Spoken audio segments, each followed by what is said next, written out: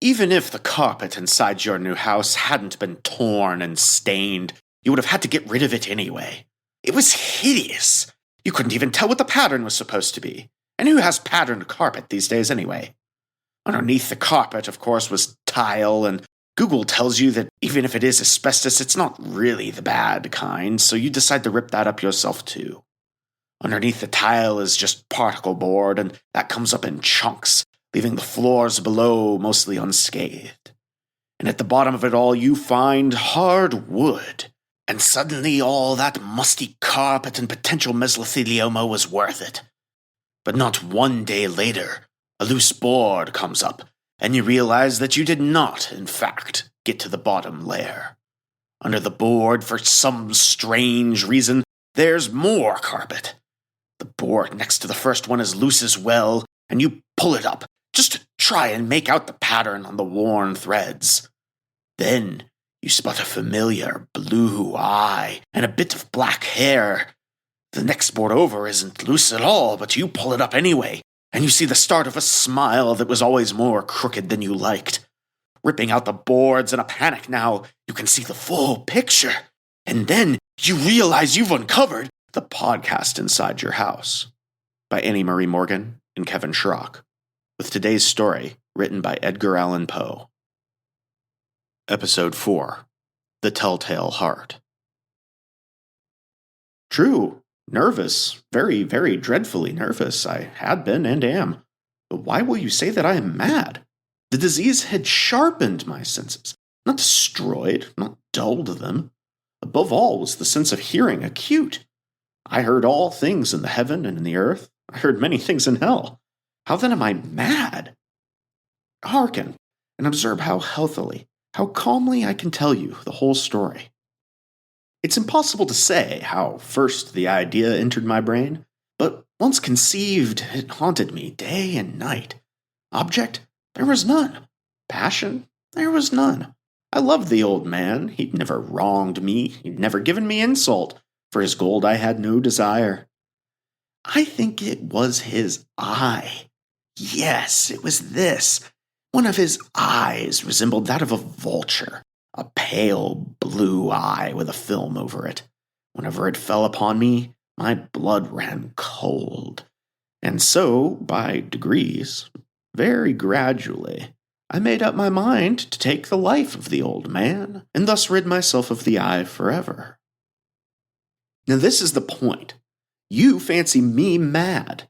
Madmen know nothing, but you should have seen me. You should have seen how wisely I proceeded, with what caution, with what foresight, with what dissimulation I went to work. I was never kinder to the old man than during the whole week before I killed him. And every night, about midnight, I turned the latch of his door and I opened it, oh so gently. And then, when I had made an opening sufficient for my head, I put in a dark lantern, all closed so that no light shone out. And then I thrust in my head. Oh, you would have laughed to see how cunningly I thrust it in. I moved it slowly, very, very slowly, so that I might not disturb the old man's sleep. It took me an hour to place my whole head within the opening, so far that I could see him as he lay upon his bed. Would a madman have been so wise as this? And then, when my head was well in the room, I undid the lantern cautiously. Oh, so cautiously. Cautiously, for the hinges creaked. I undid it just so much that a single thin ray fell upon the vulture eye. And this I did for 7 long nights, every night, just at midnight. But I found the eye always closed, and so it was impossible for me to do the work. It was not the old man who vexed me, but his evil eye. And every morning when the day broke, I went boldly into the chamber and spoke courageously to him, calling him by name in a hearty tone, and inquiring how he passed the night. So you see, he would have been a very profound old man indeed, to suspect that every night, just at 12, I looked in upon him while he slept. Upon the 8th night, I was more than usually cautious in opening the door. The watch's minute hand moves more quickly than did mine. Never before that night had I felt the extent of my own powers, of my sagacity. I could scarcely contain my feelings of triumph. To think that there I was, opening the door little by little, and he not even to dream of my secret deeds or thoughts. I fairly chuckled at the idea, and perhaps he heard me, for he moved on the bed suddenly as if startled. Now, you may think that I drew back, but no, his room was as black as pitch with the thick darkness, for the shutters were close fastened through fear of robbers. And so I knew he could not see the opening of the door, and I kept pushing it on, steadily, steadily. I had my head in and was about to open the lantern when my thumb slipped upon the tin fastening, and the old man sprang up in bed, crying out, "Who's there?" I kept quite still and said nothing. For a whole hour I did not move a muscle, and in the meantime I did not hear him lie down. He was still sitting up in the bed, listening, just as I have done night after night, hearkening to the death watches in the wall. Presently, I heard a slight groan, and I knew it was a groan of mortal terror.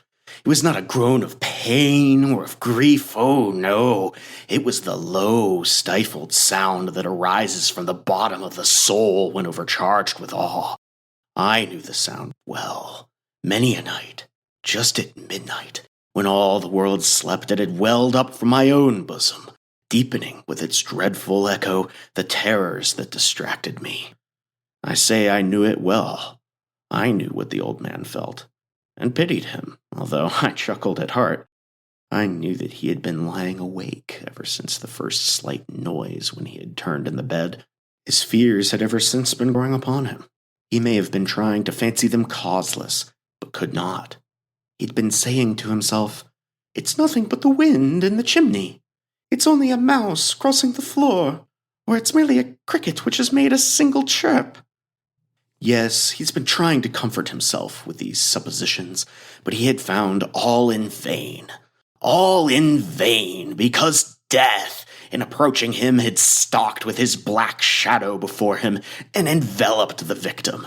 And it was the mournful influence of the unperceived shadow that caused him to feel, although he neither saw nor heard, but to feel the presence of my head within the room.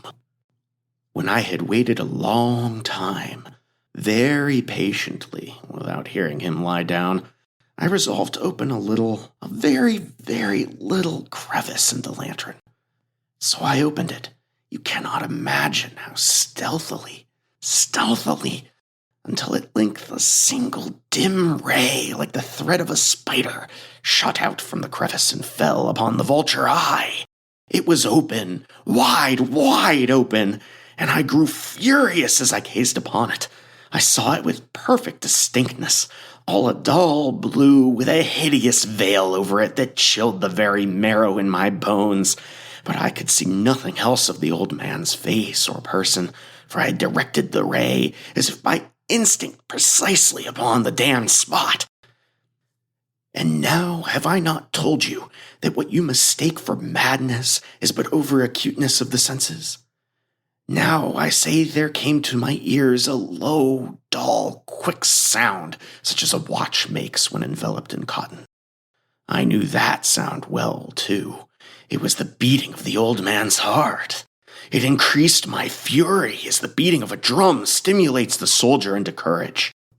But even yet I refrained, and I kept still. I scarcely breathed. I held the lantern motionless.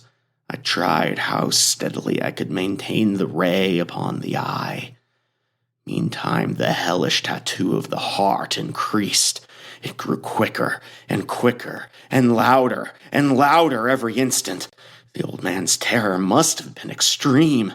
It grew louder, I say louder every moment. Do you mark me well? I've told you that I am nervous, and so I am. And now, at the dead hour of the night, amid the dreadful silence of that old house, so strange a noise as this excited me to uncontrollable terror. Yet for some minutes longer I refrained and stood still. But the beating grew louder, and I thought that the heart must burst. Now a new anxiety seized me. The sound would be heard by a neighbor. The old man's hour had come. With a loud yell, I threw open the lantern and leaped into the room. He shrieked once only, and in an instant I dragged him to the floor and pulled the heavy bed over him, then smiled gaily to find the deed so far done. But for many minutes the heart beat on with a muffled sound. This, however, did not vex me. It would not be heard through the wall, and at length it ceased. The old man was dead. I removed the bed and examined the corpse. Yes, he was stone dead. I placed my hand upon the heart and held it there many minutes, and there was no pulsation. He was stone dead, and his eye would trouble me no more. Now, if you still think me mad, you will think so no longer when I describe the wise precautions I took for the concealment of the body. The night waned, and I worked hastily, but in silence. First of all, I dismembered the corpse.